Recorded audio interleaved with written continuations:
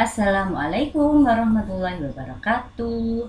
Selamat pagi anak kelas 2. Bagaimana kabar kalian di hari Senin ini? Kita awali dengan semangat pagi. Hari ini kalian akan mengerjakan penilaian harian subtema 4 di tema 3. Nah, setelah mengerjakan, jangan lupa kalian belajar menyimak materi Bunda di tema 4 subtema 1, yaitu hidup bersih dan sehat di rumah masuk di pembelajaran 1. Jangan lupa ya disimak videonya, karena sebentar lagi kan kalian liburnya panjang, jadi agar kalian tidak lupa. Sekarang kita sudah masuk di tema 4, yaitu di buku petik 2D, hidup bersih dan sehat. Jangan lupa, sebelum belajar menyimak video dari Bunda, pastikan kalian sudah mandi, sudah sarapan, dan sudah sholat duha. Jangan lupa sebelum belajar kalian baca doa terlebih dahulu ya.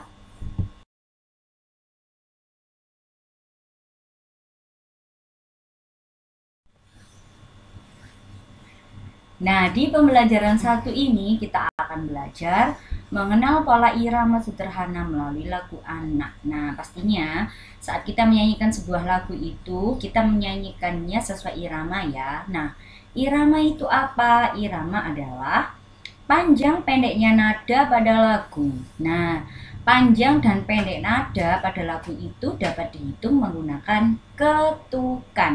Nah, jadi irama dapat dibuat dengan ketukan yang berbeda. Nah, ketukan itu dinamakan birama. Misalnya ada birama 2/4. Jadi, artinya birama 2/4 itu adalah tiap birama terdiri atas 2 ketukan.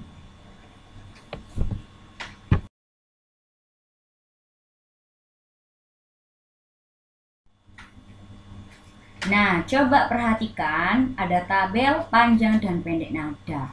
Nah, sekarang kita bahas dari yang sebelah kiri ya. Ada nada 1, itu artinya nada 1 itu berbunyi do, dinyanyikan 1 ketukan. Lalu nada 2 yaitu re, dinyanyikan 2 ketukan. Dan nada 0 itu artinya tanda istirahat atau jeda sebentar. Nah, lalu di sebelah kanan atas ada nada 3/4. Nah, nada 3/4 ya dalam satu ruas, yaitu berartinya tiap-tiap nada 3, yaitu nada 3 itu apa? Mi ya, do, re, mi. Masih ingat kan? Do, re, mi, fa, sol, la, si, do. Nah, berarti tiap-tiap nada 3 ya, nada diketukan 3, mi dan fa 4 itu dinyanyikan setengah ketukan. Lalu ada nada 2, lalu tanda titik, lalu 0. Artinya nada 2 itu apa? Re, dinyanyikan 1/2 ketukan. Nah, sedangkan yang terakhir ada nada 1 dan 0. Artinya nada 1 itu do. Nah, itu satu ruas dinyanyikan setengah ketukan.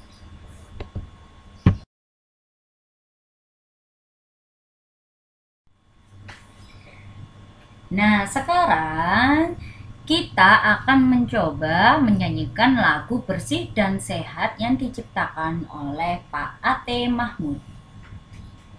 Nah, lagu ini merupakan contoh lagu dengan birama 2/4 ya. Ingat, lagu 2/4. Nah, di atas sendiri itu ada do ya.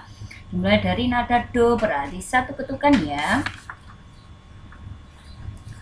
Nah, sekarang kita nyanyikan bersama-sama lagu bersih dan sehat. Oh iya, ini agar kalian tidak bingung ya.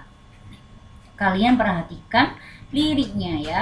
Berarti liriknya menyanyikannya itu setelah jagalah lingkunganmu, lalu di bawahnya agar bersih selalu.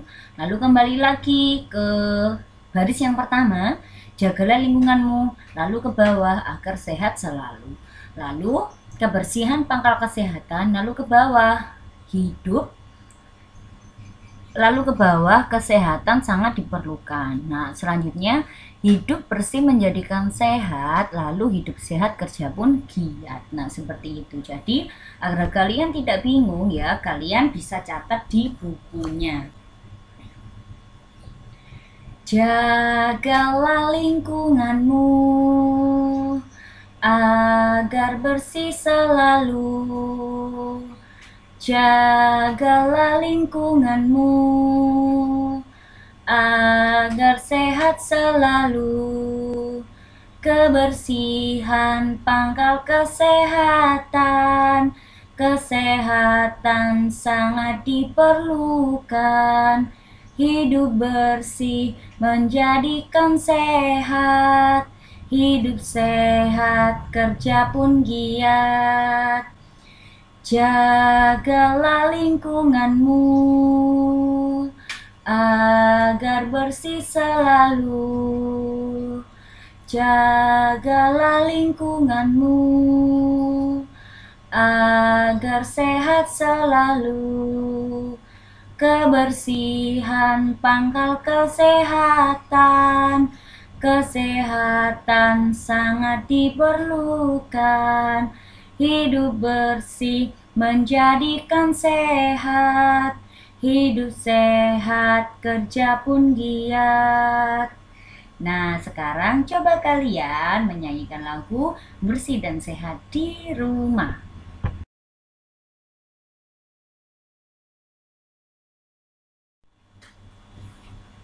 Nah, sekarang kita akan belajar kosakata lagi ya, kosakata tentang lingkungan rumah yang bersih. Nah, pastinya kemarin banyak sekali ya anak-anak kosakata yang kalian ketahui. Dari kosakata tentang kehidupan sosial, dari tet- dari tata letak sekolah ya. Lalu ada dena, ada rute, lalu ada lagi ketika kita menentukan nilai pecahan uang ya, ada membeli, ada uang, banyak sekali. Nah, kosakata itu dapat diartikan sebagai daftar kata-kata kalian, daftar kata yang kalian tidak mengerti. Nah, biasanya daftar kata itu berkaitan dengan hal tertentu ya. Misalnya tentang lingkungan rumah yang bersih, tentang kehidupan sosial, nah seperti itu. Kalian dapat menemukannya di mana? Ketika kalian membaca percakapan atau teks cerita. Nah, jadi sekarang kita coba membaca percakapan. Di samping itu ada percakapan ayah dan Made. Agar kita menemukan kosakata apa saja yang ada di dalam percakapan tersebut. Ayah berkata, "Ayo Made, mari kita buang sampah ini ke tempat sampah. Hal ini dikarenakan sampah merupakan sumber penyakit." "Baik ayah, aku juga ingin merasakan lingkungan yang bersih dan nyaman. Bebas dari sampah membuat kita terhindar dari penyakit dan hidup sehat." Nah, ayah mengajak Made untuk membuang sampah ke tempat sampah. Ingat ya anak-anak, kalian harus membuang sampah ke tempatnya, tidak boleh sembarangan karena itu akan mencemari atau mengkotori lingkungan kalian. Nah, karena apa? Karena sampah itu merupakan sumber penyakit ya. Karena sampah itu kan ada sisa-sisa makanan, sisa plastik dan lain-lain, itu kotor. Jadi pasti sampah itu banyak lalatnya ya, banyak lalat, banyak cacing. Nah, seperti itu. Nah, itu adalah sumber penyakit. Nah, makanya di sini Made menuruti kata ayah, yaitu dia membuang sampah di tempatnya karena ia ingin merasakan lingkungan yang bersih dan nyaman. Ketika lingkungan itu menjadi kotor, kalian juga yang akan merasakan dampaknya. Nah, maka dari itu jagalah kebersihan lingkungan agar udara yang kalian hirup itu bersih dan sehat. Nah, ketika kita bebas dari sampah ya, kita tidak lagi menghirup bau sampah, itu artinya kita sudah terhindar dari penyakit dan kita bisa hidup sehat. Nah, di percakapan ini ada kosakata yang sudah Bunda rangkum dengan artinya.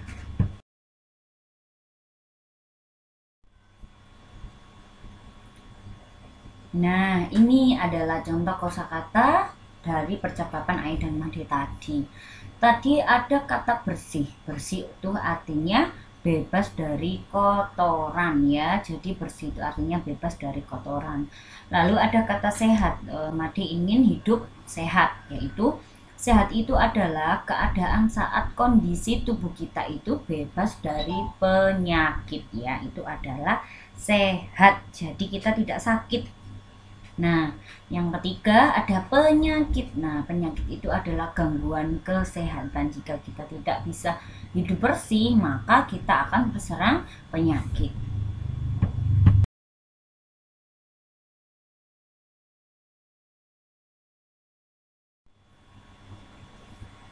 Nah, di tema 3 kemarin kita belajar tentang uang. Nah, sekarang di tema 4 kita belajar tentang bangun datar ya. Ingat anak-anak, di tema 4 ini kita belajar bangun datar dan bangun ruang. Nah, sekarang kita mempelajari bangun datar dulu. Kita mempelajari ruas garis pada bangun datar. Nah, di situ ada gambar figura. Nah, figura di samping itu berbentuk bangun datar apa? Bangun datar persegi panjang. Jadi, bagian tepi figura itu dibatasi oleh ruas garis. Nah, jadi ada 4 ruas garis pada bangun datar persegi panjang. Nah, sekarang kalian tanya, bukan apa ya Bunda ruas garis? Nah, di situ ya ada ruas garis. Ruas garis itu adalah sebagian dari garis yang dibatasi oleh 2 titik ujungnya ya. Titik ujungnya atas dan bawah itu ya. Kalian lihat yang berbeda dan melewati semua titik pada garis di antara ujung-ujungnya. Nah, jadi setiap ruas garis pada bangun datar itu disebut juga sisi. Jadi ruas garis itu sama dengan sisi. Nah, sekarang di situ di bangun datar persegi panjang ada 4 ruas garis. Ada 1, 2, 3, 4. Nah, sisinya ada berapa? Sisinya ada 4.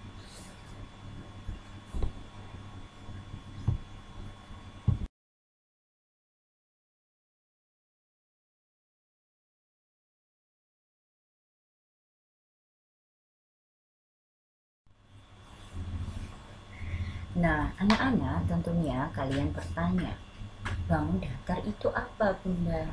Jadi, bangun datar itu adalah sebuah bidang datar yang dibatasi oleh garis lurus ataupun garis lengkung. Jadi bangun datar itu beda ya dengan bangun ruang. Bangun datar itu sebutan untuk bangun 2 dimensi. Nah, di sini ada macam-macam bangun datar. Jadi kalian harus tahu bangun datar itu apa saja. Nah, ada yang pertama, ada jajar genjang, ada persegi, ada segitiga, ada trapesium, ada persegi panjang, ada lingkaran, ada belah ketupat, dan ada layang-layang. Nah, itu adalah macam-macam bangun datar. Nah, di sampingnya itu ada segitiga. Nah, macam-macam segitiga. Segitiga itu dibedakan menjadi 3. Yang pertama ada segitiga sama kaki, agak tinggi ya, agak kurus. Yang kedua segitiga sama sisi, segitiga sama sisi itu agak gendut. Lalu yang ketiga ada segitiga sembarang. Segitiga sembarang itu tidak sama ya kakinya. Nah, itu jadi segitiga dibedakan menjadi 3. Kalian nanti harus tahu jika sudah masuk sekolah. Segitiga itu apa saja? Ada segitiga sama kaki, segitiga sama sisi, dan segitiga sembarang. Jadi segitiga itu termasuk bangun datar, lingkaran, layang-layang, belah ketupat atau trapesium itu termasuk bangun datar.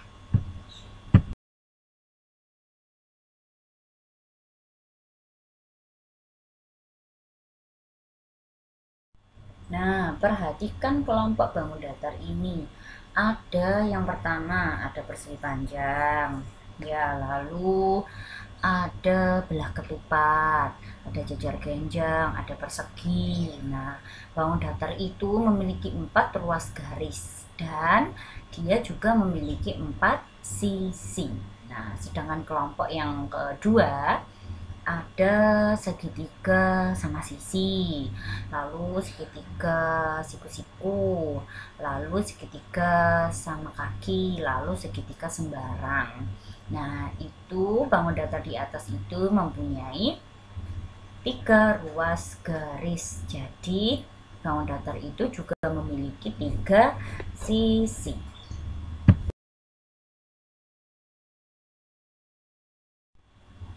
Nah, di sini Bunda mempunyai gambar. Ini gambar bangun datar apa? Ini adalah gambar bangun datar trapesium. Jadi, kalian cari berapa banyak ruas garis atau sisinya pada bangun datar berikut. Nah, bangun datar di samping itu memiliki 4 ruas garis dan juga memiliki 3 sisi. Ya, maaf, 4 sisi. Jadi, bangun datar di samping itu memiliki 4 ruas garis dan 4 sisi.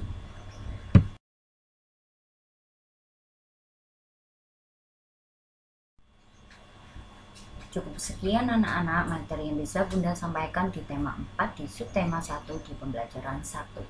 Jangan lupa dibaca, dipelajari, difahami materi dari Bunda ini untuk bekal kalian ketika belajar di rumah. Tetap jaga kesehatan dan tetap semangat ya. Sebentar lagi kita akan ketemu di pembelajaran 2 dan 3. Jadi anak-anak, kalian jangan lupa dipelajari, difahami baik-baik materinya, karena agak sulit ya. Ini kita akan belajar tentang bangun datar dan bangun ruang. Bunda akhiri, bila Bunda punya salah, Bunda mohon maaf yang sebesar-besarnya. Wassalamualaikum warahmatullahi wabarakatuh.